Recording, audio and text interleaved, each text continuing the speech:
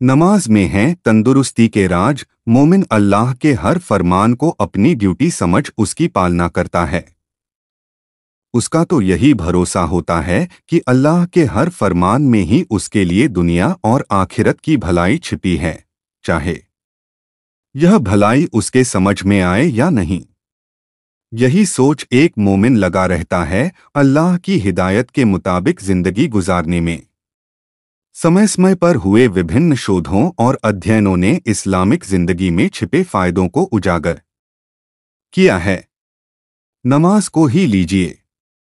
साइंसदानों ने साबित कर दिया है कि नमाज में सेहत संबंधी कई फायदे छिपे हुए हैं। नमाज अदा करने से सेहत से जुड़े अनेक लाभ हासिल होते हैं। रमजान के दौरान पढ़ी जाने वाली विशेष नमाज तरावीह भी सेहत के लिए बेहद फायदेमंद हैं। नमाज से हमारे शरीर की मांसपेशियों की कसरत हो जाती है। कुछ मांसपेशियां लंबाई में खींचती है, जिससे दूसरी मांसपेशियों पर दबाव बनता है। इस प्रकार मांसपेशियों को ऊर्जा हासिल होती है। इस प्रक्रिया को ग्लाइकोजेनोलिसिस के नाम से जानते हैं। मांसपेशियों में होने वाली गति नमाज के दौरान बढ़ जाती है।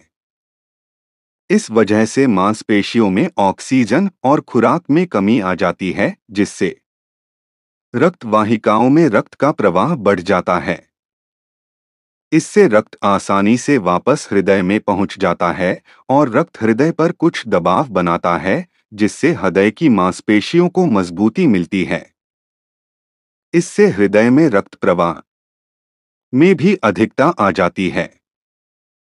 रमजान के दौरान पढ़ी जाने वाली विशेष नमाज तरावीह से तो सेहत संबंधी कई फायदे होते हैं।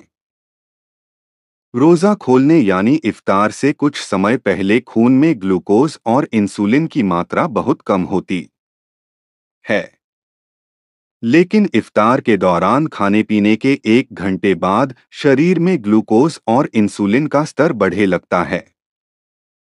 लीवर और मांसपेशियां खून में ग्लूकोज को फैलाते हैं।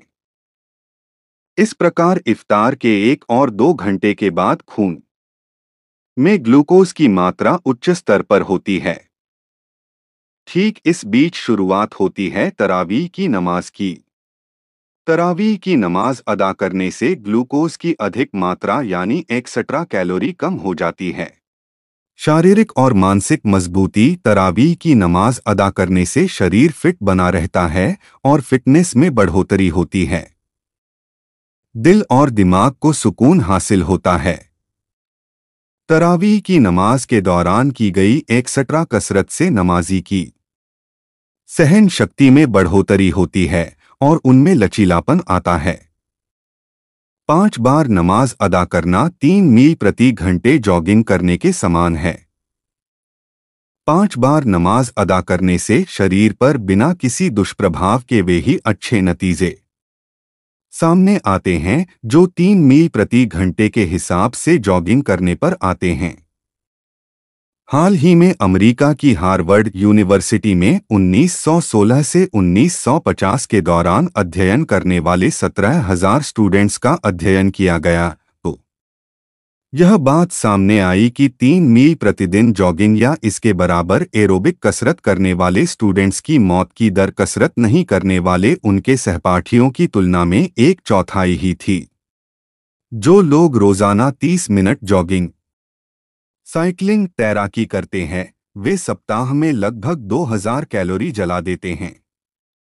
खुशनुमा बुढ़ापा। अधिक उम्र के साथ साथ शारीरिक क्रिया कम होती जाती है। बुढ़ापे में शारीरिक गतिविधि कम होने से हड्डियां कमजोर होने लगती है। ऐसे में अगर देखभाल ना की जाए तो ओस्टियोपोरोसिस यानी हड्डियां भूरने लगने का रोग हो जाता है। इस वजह से फ्रैक्चर होने लगते हैं। 40 साल की उम्र के बाद शरीर की हड्डियों का घनत्व कम हो जाता है। महिलाओं में अधिकतर मेनोपोज की स्थिति में ओस्टियोपोरोसिस रोग हो जाता है। इसका कारण होता है उनमें ओस्ट्रोजन की कमी होना। यह रोग उन महिलाओं में ज्यादा होता है जिनकी बच्चेदानी हटा दी जाती है। यही वजह कि पुरुषों में बुढ़ापे में और महिलाओं में मेनोपोज के बाद कूल्हे के फ्रैक्चर ज्यादा होते हैं। इस रोग से बचने के लिए इन 3 बातों का ध्यान रखना होता है: खाने में कैल्शियम और विटामिन की उचित मात्रा, नियमित कसरत और ओस्ट्रोजन लेना, 5 वक्त की नमाज और तरावीह की नमाज अदा करने से फ्रैक्चर के जोखिम कम हो जाते हैं। नमाज न केवल हड्डियों के घनत्व को बढ़ाती है बल्कि जोड़ों में चिकनाई और उनके लचीलेपन में भी इजाफा करती है। बुढ़ापे में चमड़ी भी कमजोर हो जाती है और उसमें सल पड़ जाते हैं। शरीर की मरम्मत की प्रक्रिया धीमी हो जाती है। साथ ही रोगों से लड़ने की क्षमता में भी कमी हो जाती है। बुढ़ापे में शारीरिक गतिविधि कम होने से इंसुलिन का स्तर भी कम हो जाता है। शरीर के विभिन्न अंग अपने काम में कमी कर देते हैं। इन्हीं कारणों के चलते बुढ़ापे में दुर्घटनाएं और रोग ज्यादा होते हैं। नमाज से मांसपेशियों में ताकत, खिंचाव की शक्ति और लचीलापन बढ़ता है। साथ ही सांस और रक्त प्रवाह में सुधार होता है। इस तरह हम देखते हैं कि नमाज और तरावीह अदा करते रहने से बुढ़ापे में जीवन की गुणवत्ता में बढ़ोतरी होती है। बुढ़ापे में कई तरह की परेशानियों से छुटकारा मिलता है। यही नहीं, तरावीह की नमाज से सहन शक्ति, आत्मविश्वास और आत्मनिर्भरता में बढ़ोतरी होती है।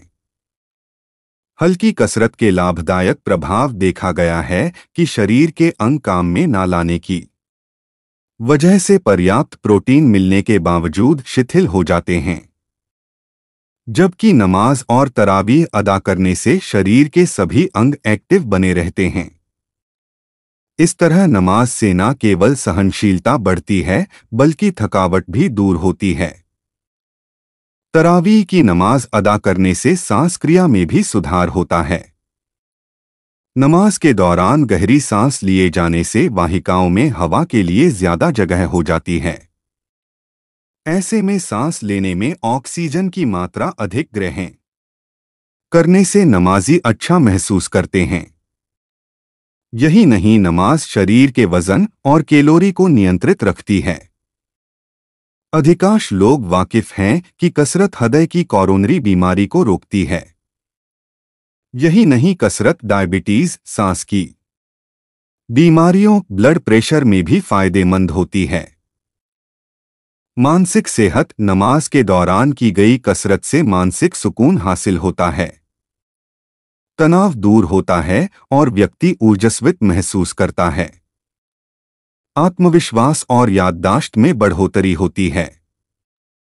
नमाज में कुरान पाक के दोहराने से याददाश्त मजबूत होती है। हम देखते हैं कि 5 वक्त की फर्ज, सुन्नत, नफिल नमाज और रोजों के दौरान तरावीह के अनगिनत फायदे अल्लाह ने बंदों के लिए रखे हैं।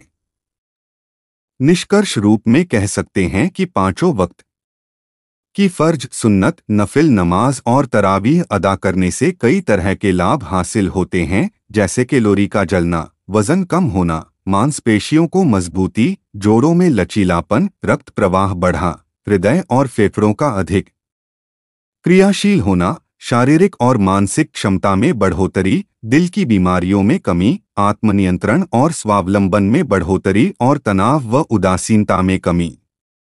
इनके अलावा नमाज अदा करते रहने से ध्यान केंद्रित करने की क्षमता बढ़ा, चेहरे पर कांति, भूख में कमी और भरपूर चैन की नींद आती है। फर्ज, सुन्नत, नफिल और तरावीह की नमाज अदा करते रहने से बुढ़ापे की विभिन्न तरह की परेशानियों से न केवल राहत मिलती है बल्कि हर एक परेशानी से जूझने की क्षमता पैदा होती है।